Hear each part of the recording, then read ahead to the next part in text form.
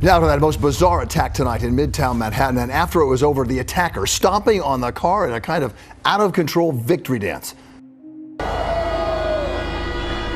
A smashed windshield, an injured man, and rattled nerves in Manhattan. Tonight, police are searching for the cyclist accused of attacking a driver in the middle of traffic. And let me tell you what happened here. You have to see to believe. Police say the man climbing on top of this car and screaming triumphantly is wanted for a bizarre and terrifying act of violence. It's crazy. I mean, this is ludicrous. This is absolutely strange. It happened in the area of 40th Street and 5th Avenue on Friday at 1:30 p.m. A bizarre display, the suspect seems to celebrate with a victory pose before calmly walking off the roof and hood of the car and pedaling away on a black and green bicycle. He has yet to be caught. Police telling me this morning this was totally unprovoked. They don't know what actually set this man off. What have you been using today? You're on the dust. They ask that question every day. In Stoke-on-Trent, they're dealing with the fallout of a synthetic drug that you may not have heard of. Monkey dust makes it sound like a joke, but up close, it's pretty ugly. The man on top of the building was on it. Moments later, he landed on a car and was then straight up grappling with the police. When we are trying to restrain him, it could be like almost like trying to restrain the Incredible Hulk. The strength is unbelievable. The police can't explain why it's so concentrated around North Staffordshire, but this summer it's reaching crisis point.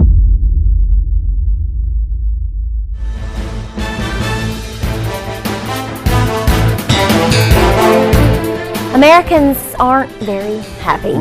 That's according to a new report by the United Nations on the state of global happiness.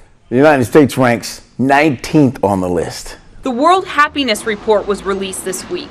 The U.S. has dropped to 19th on the list of happiest countries in the world, and the authors point to various forms of addiction as a reason why. I think that we are dealing with great levels of anxiety in the country, so it's really not surprising that we see increased substance misuse. Just from where we're sitting right now, if you go 4 blocks that way, 4 blocks that way, in any direction, you would see, I call it the land of the living dead, because it was like zombies. I say we're in a war, and we are.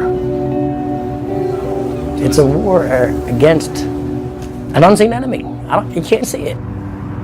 Fentanyl is about the worst I've seen so far. I've seen more deaths in the last 2 years than I've seen in my entire life. And so we are seeing falling happiness over time, even though wealth is going up a lot. We're actually seeing more suicides, lower life expectancy, more drug addictions, more addictions to behaviors. If you have big substance abuse epidemics that nobody cares about really, if all of the wonders of technology are just to get people to look at their screens more so that Facebook can make more money on advertising. So that's what this is about. And so far our society, our government doesn't do anything about it. It's only about making money or winning power. I'm on the road that skirts around Porte de la Chapelle in the north of Paris, and as you can see, the slum that's emerged here is brimming with rubbish. A little further up the road, it's not long before we come across people who appear to be smoking crack in broad daylight. Others are showing signs of being high, often known as the poor man's drug. I've seen people come here, and after 6 months, they look like the walking dead. They've lost 15 kilos. It's really hell for everyone. Al-Shisha Najim has lived here for 12 years. He says that while Porte de la Chapelle has had a history of drug problems, it's now spiralled out of control. So far, those cries have not been heeded by the government nor the local authorities. And for now, the people who live in Porte de la Chapelle and its surrounding areas remain in fear as the crack addiction continues to explode. We have a crisis in overdose deaths in Philadelphia now.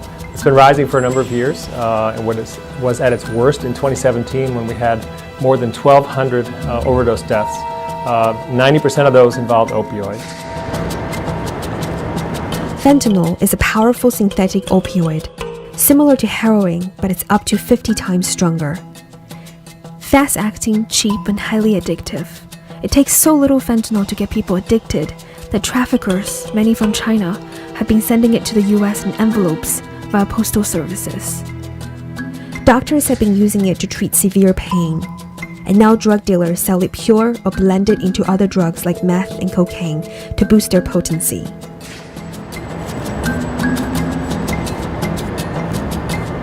We have a very large number of people who are dependent on opioids now, predominantly because they started with prescription painkillers. So people who were at one time taking OxyContin may have switched to injectable heroin, and now they're injecting a combination of heroin and fentanyl. That makes them more likely to stay addicted. A few salt-sized grains of fentanyl are enough to kill most people. When they do overdose, the lucky ones end up at places like Stroger Hospital in Chicago, but many don't make it at all. In terms of the sheer volume, it's really the biggest. We've had the rate of rise of fatalities in Cook County has just stepped up. In 2015, we had about 665 fatalities. The next year, we had 1,100. And for the past year, we're collecting the statistics on. It looks like it'll be at least at that level, maybe a little bit higher. U.S. police say the strength of fentanyl they're recovering from black market drug dealers is more powerful than ever, meaning its victims could in time be counted in the millions. Not every patient turns violent, but those that do can be a nightmare. Whereas previously we've seen drugs of recreation, we're increasingly seeing this as a drug of abuse.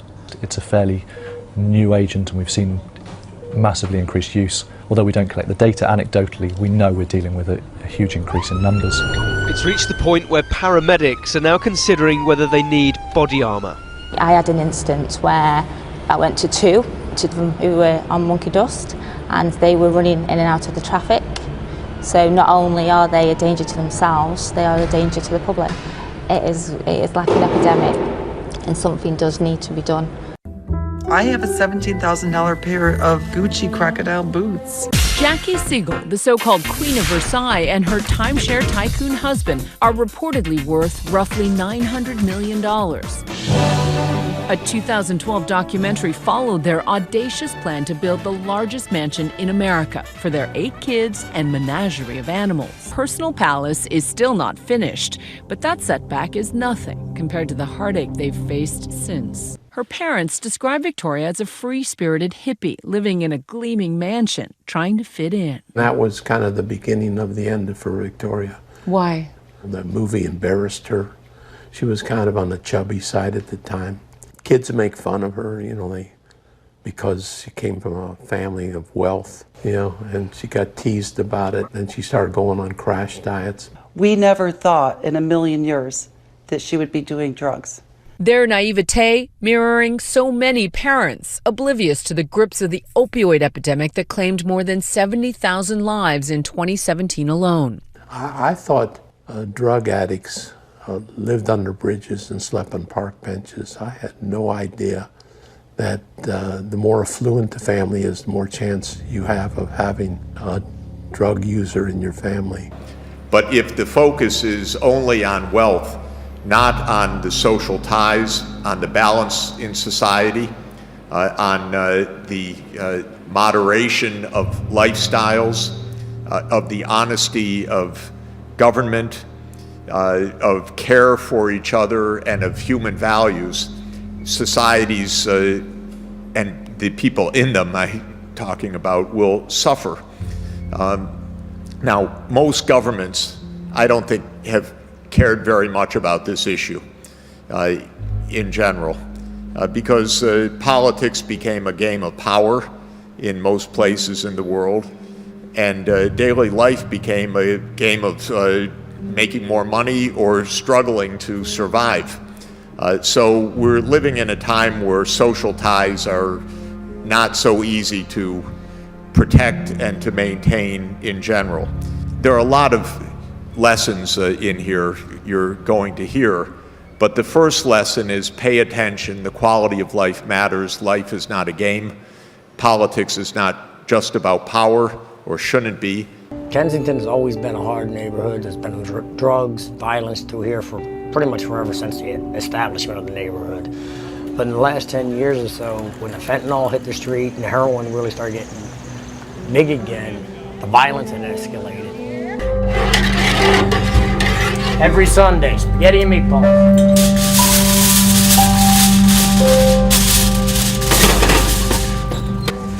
Yeah, so I'm angry. I'm angry at the government. I just got that. They're not looking at you. They're not looking at me. They're looking at numbers, statistics. Well, that girl out there, that boy out there, he's not a statistic. It's a human being. He deserves a chance.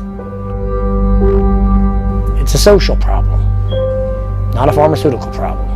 Why are they here? What is causing them to come out? What is causing them to get onto the drugs?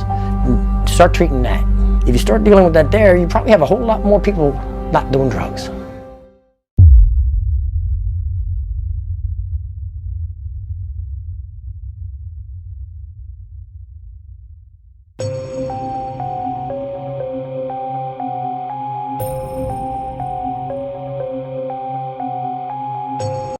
Listen, this is probably going to be the best piece of advice that you can get. The only reason why most people want all these different plans, you want all these different ideas and different businesses, because you want a guarantee of success. You just want to make sure that you don't fail. I met this one young man.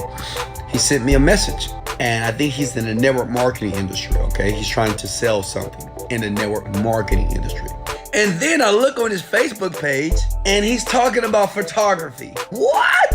So I'm thinking in my mind, because I'm already rich, I'm thinking, how is this young man is going to be the best network marketer on the planet that's going to reap millions of dollars, which only 1% of people do, if he's spending his time and focus in two different things? If you're trying to do more than one thing, if you have plan A, B, C, and D, B, C, and D distract from the original plan.